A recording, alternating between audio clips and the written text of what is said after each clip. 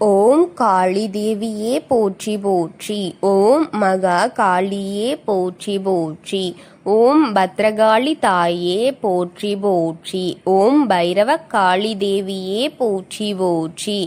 என் அன்பு குழந்தையே, இந்த மங்களகரமான தினத்தில் உனது பிரச்சனைகளை அனைத்தையும் போக்கி நீ கேட்ட வரங்களை எல்லாம் உன்னிடத்தில் அள்ளி கொடுக்க வேண்டும் என்று நினைத்து வந்திருக்கும் இந்த தாயை அலட்சியம் செய்துவிடாதே என் தங்கமே.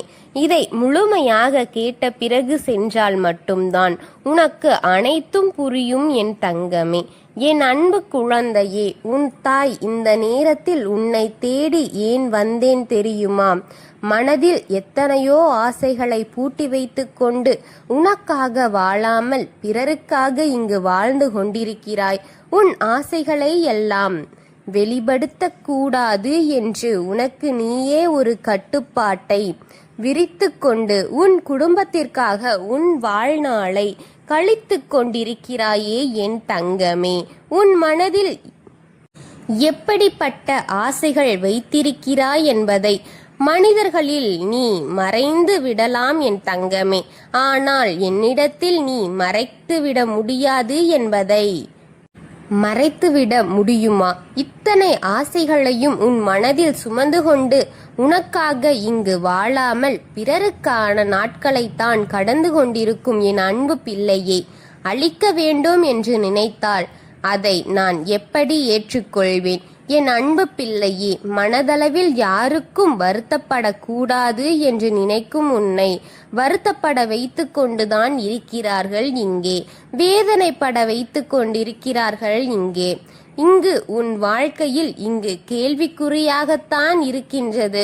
உன்னை விட்டு பிரிந்து சென்றவர்கள் மீண்டும் உன்னை தேடி வர வேண்டும் என்று நீ ஆசைப்பட்டாலும் சூழ்நிலைகள் இங்கு உனக்கு எதிராகத்தான் நின்று கொண்டிருக்கிறது என் தங்கமே.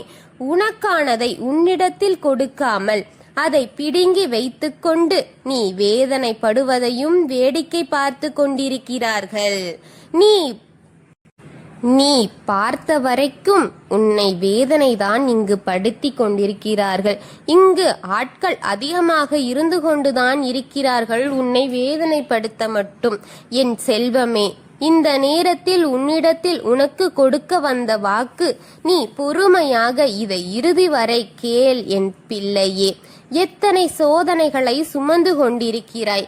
அடுத்த நேரம் என்ன நடக்கும் என்ற பயத்தில் நீ வாழ்ந்து வருகிறாய் என் தங்கமே. என் வாழ்க்கையே எனக்கு பிடிக்கவில்லை, அடுத்த நிமிடம் மரணம் வந்தாலும் சந்தோஷமாக நான் ஏற்றுக்கொள்வேன் என்ற நிலையில் என் குழந்தை இப்பொழுது இருக்கிறதே. அந்த மனம் எதற்காக என் குழந்தைக்கு வந்தது?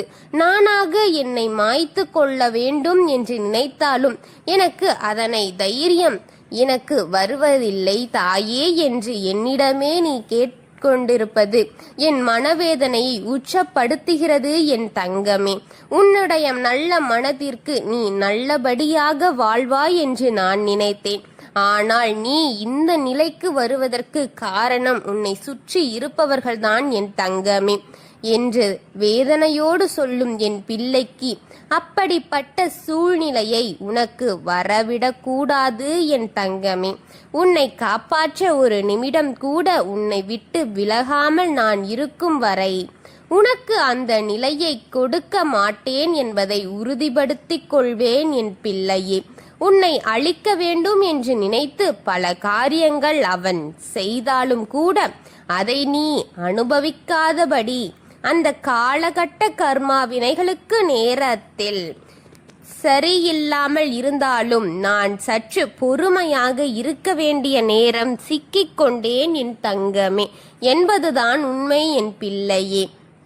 தங்கமே, அதற்காக வருவதை அத்தனையுமே உன்னை அனுபவித்து விட்டு விடுவேன் என்று, உன்னை அனுபவிக்க வைத்து நான் வேடிக்கை பார்த்து விடுவேன் என்று மட்டும் நீ நினைத்து விடாதே.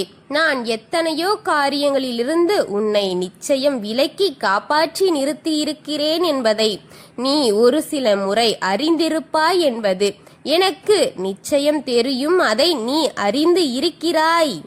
இந்த அளவு கூட உன்னை விட்டு விலகாமல் உனக்காகத்தான் இந்த தாய் உன்னை அருகில் நின்று கொண்டிருக்கின்றேன் என் தங்கமே. உன் வாழ்க்கையில் நீ கடந்து வந்த பாதைகளை திரும்பிப்பார். உனக்காக வாழ வேண்டும் என்று நினைத்த ஒரு நாளில் உன் கண்களுக்கு முன்னால் வந்து உன் குடும்பத்தை நினைத்த அந்த ஒரு ஆசையும் நீ பூட்டி வைத்து விட்டாயே என் தங்கமே.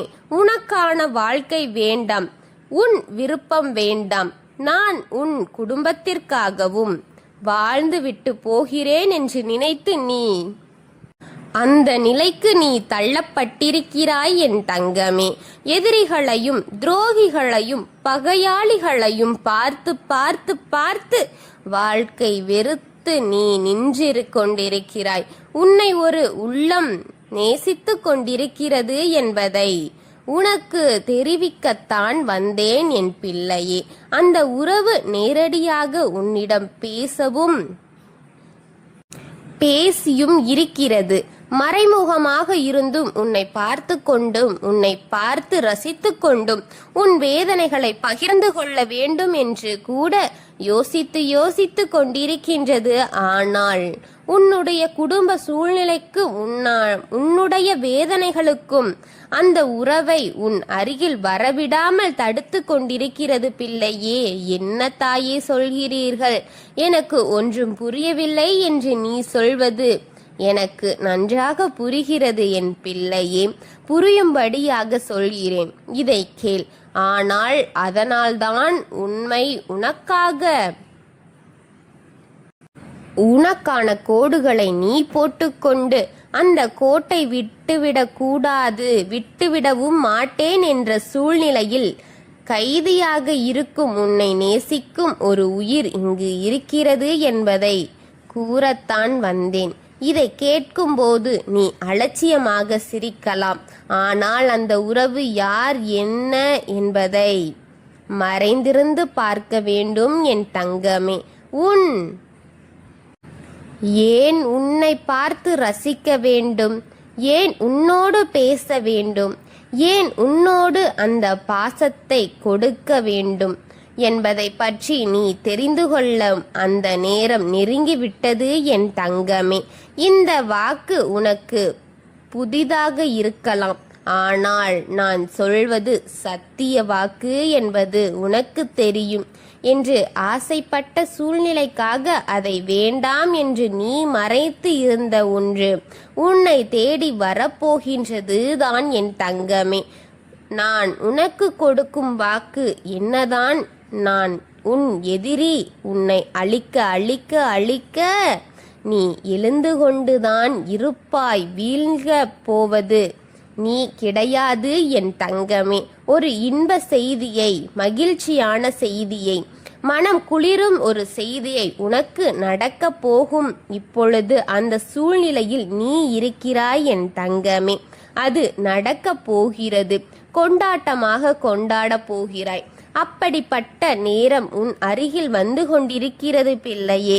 அதை யார் தடுத்தாலும் நிறுத்த நினைத்தாலும் இன்பச் செய்தி, இன்ப அதிர்ச்சியாக உன்னை தேடி வரப்போகிறது. உன்னை அது தொடர்ந்து கொண்டிருக்கின்றது என்பது உண்மை என் தங்கமே. இது சத்தியம். இந்த தாயின் சத்தியம். இந்த காரியம் மட்டும் நடந்துவிட்டால் உன் எதிரி தலை குனிந்து நிற்பான் என் தங்கமே. உன் முன்னால் வரமாட்டான்.